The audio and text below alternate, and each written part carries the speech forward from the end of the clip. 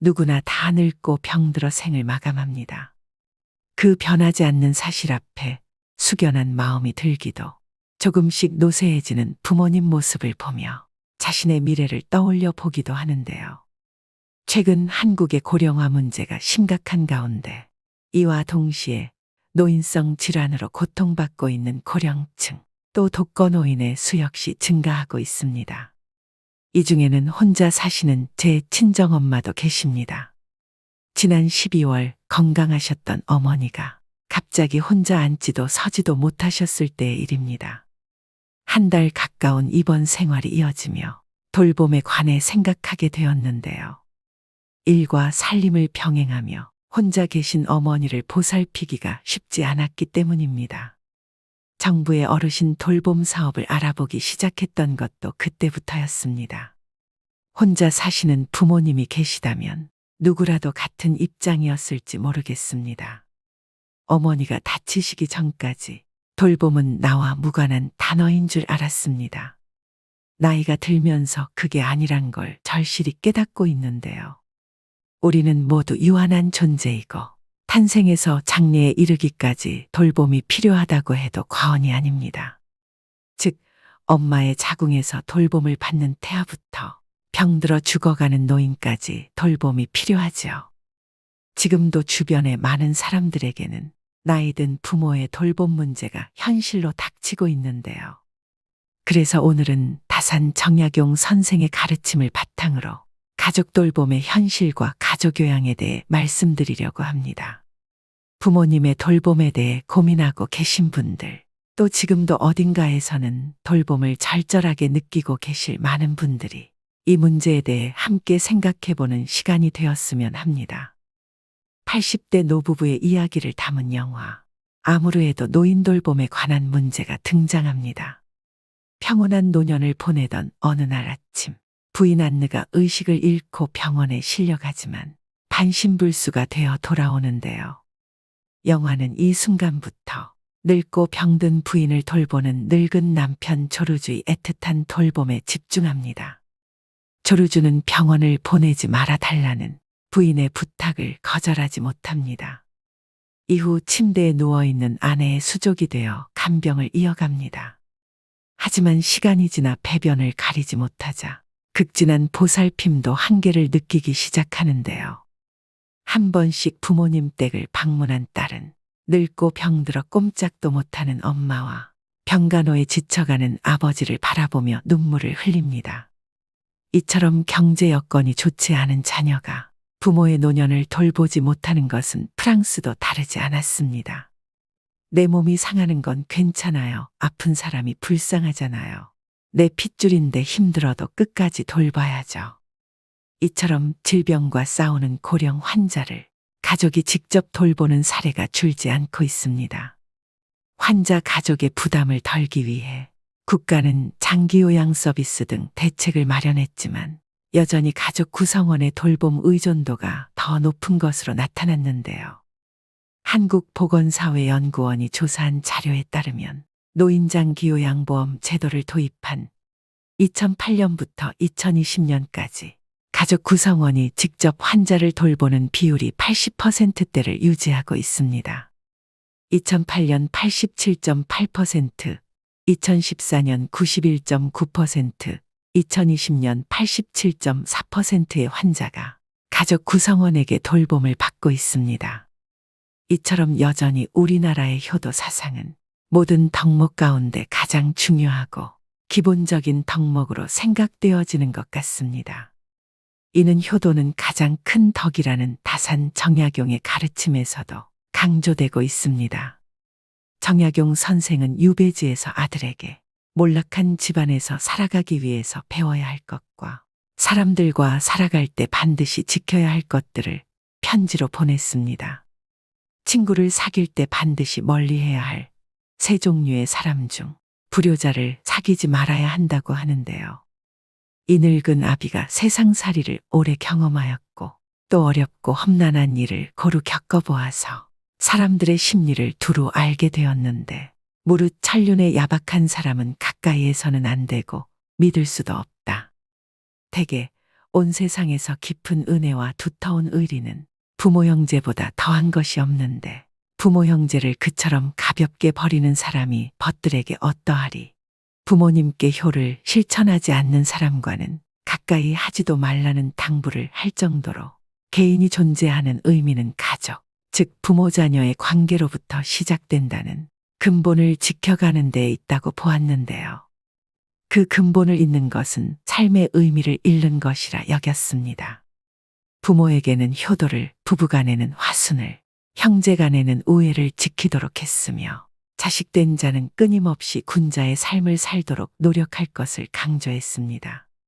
부모님은 한 사람의 삶에서 중요한 인물이고 종종 그들의 양육에 책임이 있다.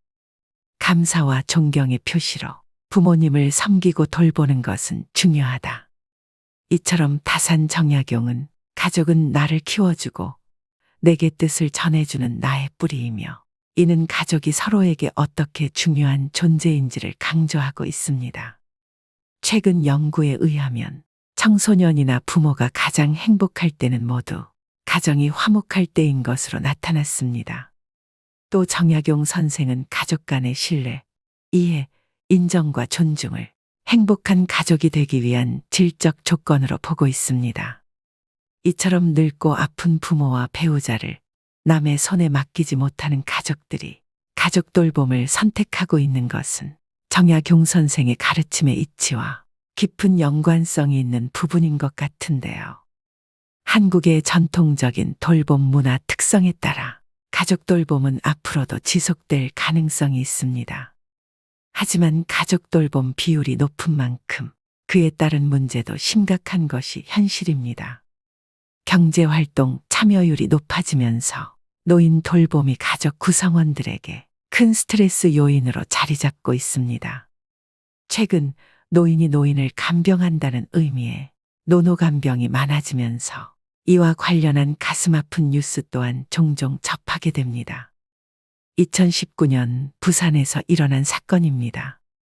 무척 사이가 좋았던 79세 동갑내기 부부였는데 할아버지가 정년 퇴직할 무렵 할머니가 심장 판막증을 앓게 되고 판막 이식 수술 후 할머니의 건강은 급속하게 나빠졌습니다. 그러던 중 아내는 담도암 판정을 받았고 할머니의 고통은 점점 더 깊어갔습니다. 그렇게 20년을 아내의 곁에서 정성을 다해 간호를 했지만 간호가 너무도 힘들고 아내의 고통을 지켜보는 것이 너무도 힘겨웠던 할아버지는 결국 극단적인 선택을 결심하였는데 다행히 아들에게 발견되어 목숨은 건질 수 있으셨다고 합니다. 정말 일어나서는 안 되는 일이 일어나고 있습니다. 하지만 시설로 보내자니 사랑하는 가족을 끝까지 돌봐주지 못했다는 죄책감과 불안감, 그로 인한 우울증에 시달리게 되는 경우도 있는데요. 부양할 세대보다 노인 세대가 많아지는 현실 앞에서 노인 돌봄은 더 이상 개인의 문제가 아닙니다. 병든 부모님을 돌본다는 것은 경제적, 물리적 시간과 더불어 정서적 돌봄까지 포함되기에 더 어려울 수 있습니다. 가족 구성원 역시 정성을 다할 수 있는 돌봄 환경 속에서 마지막 순간까지 존중받을 수 있었으면 좋겠다는 생각을 했습니다. 아무 준비 없이 뛰어든 간병인의 삶, 가장 가까이에서 사랑하는 가족이 쇠약해지는 모습을 지켜봐야 하는 가족 돌봄 체계가 무너지기 이전에 국가적인 지원과 이해, 배려가 필요한데요. 그것이 바로 가족 요양 제도입니다. 이 부모 돌봄은 주로 여성 혹은 불안정한 일자리에 있는 자녀가 맡게 되는 경우가 많았습니다. 그래서 더더욱 가족 요양 제도를 꼭 활용하셔서 돌봄 부담을 줄이셔야 되는데요. 그렇다면 가족 요양 제도란 무엇일까요? 정부는 지난 2008년부터 노인 장기요양보험 제도를 도입해 65세 이상 또는 노인성 질환을 가진 65세 미만 중 생활에 어려움을 겪는 사람에게 도움을 주는 정책을 시행 중입니다. 노인 장기요양보험 규정에 따라 돌봄이 필요한 경우 등급을 받을 수 있고 해당 등급에 따른 혜택을 누릴 수 있는데요. 우리가 흔히 알고 있는 방문요양제도는 요양보호사를 집으로 불러 활용하게 되는데 어떤 어르신은 도움은 받고 싶지만 집에 외부 사람이 오는 것이 싫다고 하는 경우도 있습니다. 이런 경우 가족 중에서 요양보호사 자격증을 취득해 직접 도움을 줄 수 있는데 이것을 가족 요양이라고 하며 가족 요양을 수행하는 사람을 가족 요양보호사라고 합니다. 가족 요양보호사는 노인 장기요양보험에서 책정한 요양보호사 급여를 받을 수 있게 되는데요. 즉, 내 가족을 돌보고 매월 급여도 받을 수 있는 제도입니다. 쉽게 말하면 원래 내가 당연히 돌봐야 할 가족을 정부의 지원금을 받으며 간병하는 개념으로 가족 간병의 경우라면 이용하지 않을 이유가 없는 제도이기 때문에 급여를 받으면서 가족을 돌보시기를 권해드립니다. 그럼 가족 요양급여를 받기 위해서는 어떤 조건을 만족해야 될까요? 먼저 도움을 받는 가족이 등급 판정을 받아야 합니다. 장기요양 등급 대상자는 65세 이상 일상생활이 어려운 어르신 또는 65세 미만의 노인성 질환을 앓고 있는 분입니다. 또 대상자의 직계 가족 중 요양보호사 자격증을 갖춘 사람이 아픈 가족을 직접 돌봐야 합니다. 마지막 조건은 요양보호사가 다른 직장을 다닐 경우엔 한 달에 160시간 미만으로 근무해야 됩니다. 가족요양보호 근무 시간은 크게 두 가지 형태로 나뉘는데요. 첫 번째는 하루에 60분씩 총 20일 근무하는 형태이며 두 번째는 하루에 90분씩 총 31일 근무하는 형태입니다. 비용은 일반적으로 정부 지원금 85%에 본인 부담금 15%이지만 차상위 계층의 경우 본인 부담금이 6%에서 9%, 기초생활수급자는 100% 정부 지원금이 나오게 됩니다. 가족요양급여를 받기 위해서는 먼저 방문요양센터에 등록하여 가족요양보호사로 활동해야 되는데요. 그 후 국민건강보험공단은 방문요양보호센터에 월급을 지급하고 센터에서는 가족요양보호사에게 월급을 지급하게 됩니다. 즉 국가에서 가족요양급여를 주지만 제도적으로 중간자인 방문요양센터가 필요합니다. 중간자 역할을 하는 방문요양센터마다 운영비와 수수료가 다르기 때문에 급여의 차이가 발생하게 됩니다. 즉, 센터의 재량에 따라 시급이 책정되므로 센터별로 차이가 있다는 점을 유념하셔야 됩니다. 그렇기 때문에 방문요양센터를 잘 선정하는 것은 매우 중요한데요. 때문에 방문요양센터를 선정하실 때 반드시 주의해야 하는 사항들이 있습니다. 첫째, 전국 최고 수준의 시급을 지급하는 센터인지를 확인해야 합니다. 둘째, 어르신들께 중요한 정보를 적합하게 제공하고 체계적인 관리가 되고 있는 센터인지 확인해야 합니다. 셋째, 믿고 신뢰할 수 있는 기업인지 확인해야 합니다. 지금부터 집중해 주시길 바랍니다. 이 모든 조건들을 가지고 있고 현재 전국에서 가족요양 최고급여를 지급하고 있는 케어링이라는 센터를 소개해 드리겠습니다. 케어링은 가족요양과 방문요양, 주간보호 등을 제공하는 대한민국 1등 요양서비스 기업으로 현재 1만 명 이상의 보호자와 어르신이 선택한 업체입니다. 현재 장민호와 정동원이 모델로 있는 대형 브랜드이고 2년 연속 소비자 만족지수 1위인 방문요양센터인데요. 또 앞서 말씀드렸듯이 전국에서 가장 높은 시급을 지급하고 있는 기업이자 보건복지부 예비 사회적 기업으로 투명하고 믿을 수 있는 곳입니다. 제일 궁금해하실 케어링의 가족요양급여는 하루 90분 기준 월 최대 116만 원, 60분 기준 월 최대 65만 원을 지급해드리고 있습니다. 현재 케어링에는 1만 명에 이르는 가족요양보호사가 활동하고 있는데요. 제 주변 지인들 중 가족요양을 하고 있는 지인들도 최근 케어링으로 방문요양센터를 대부분 옮겼을 만큼 신뢰할 수 있는 센터라고 자신있게 말씀드릴 수 있습니다. 대부분의 어르신들이 이런 국가적인 제도를 신청하려고 할 때 제일 많이 겪는 어려움은 신청 방법의 복잡함인데요. 노인장기 보험제도를 확인하려고 여러 복지기관 홈페이지에 들어가서 직접 확인해 보려 하면 어떻게 신청해야 하는지 막막하기만 하고 어렵게 느끼십니다. 또 요양보호사 자격증 취득을 위해 국비 지원은 어떻게 받는 것인지 어려움을 느끼실 수 있지만 번거롭고 힘들게 알아보시지 마시고 이 모든 과정을 케어링을 통해 한 번에 해결하실 수 있습니다. 요양 서비스에 관련해서라면 케어링이 성심성의를 다해 항상 친절하게 응대해 드립니다. 그렇다면 어떻게 이렇게 좋은 급여와 복지가 가능한지 궁금하신 분들도 계실 겁니다. 가족요양급여를 받으며 돌봄을 하시다가 그만두셔야 되는 상황이 올 수도 있습니다. 이때 케어링은 많은 경력의 베테랑 분들이 가족 돌봄 그 이상의 소임을 하시게 됩니다. 또 케어링은 100% 본사 직영 운영으로 요양보호사분들을 관리하고 교육합니다. 이것은 가족요양에 최선을 다할 수 있게 하는 원동력이기도 합니다.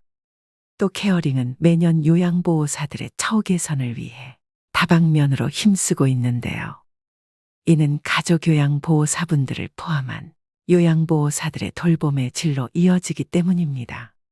즉, 전국 최고급여와 복지, 그리고 좋은 서비스를 제공하는 선생님들의 노력이 선순환 구조를 이루면서 국내 1위의 혜택이 가능한 것이죠.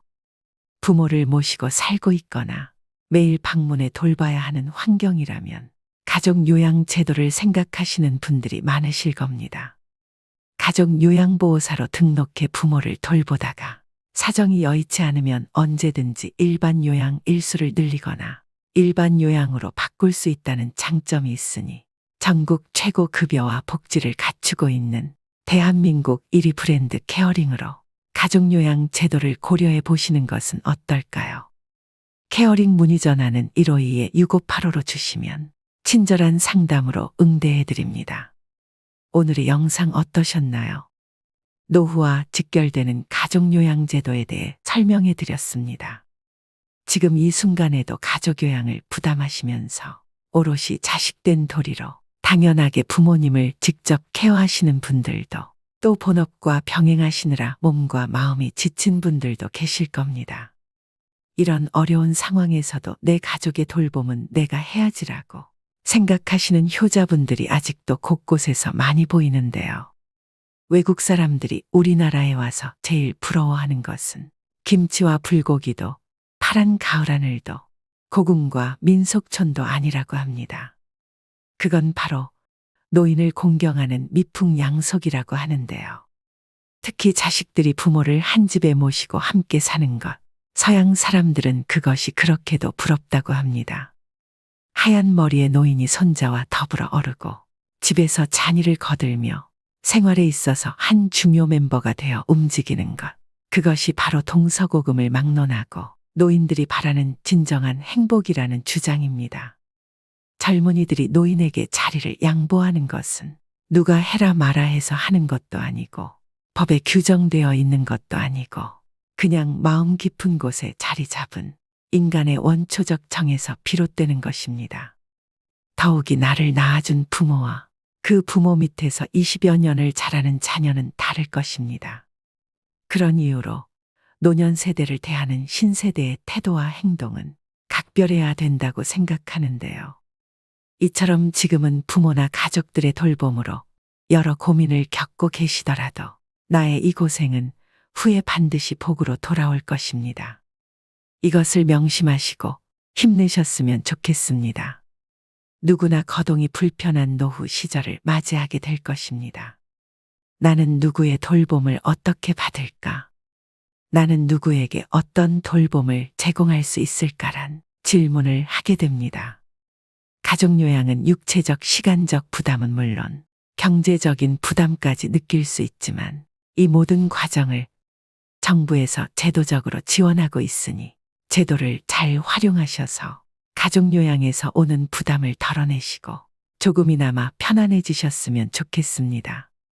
오늘도 노후의 지혜와 함께 해주셔서 감사드립니다. 황금빛으로 무르익어가는 여러분의 지혜로운 인생을 언제나 응원합니다.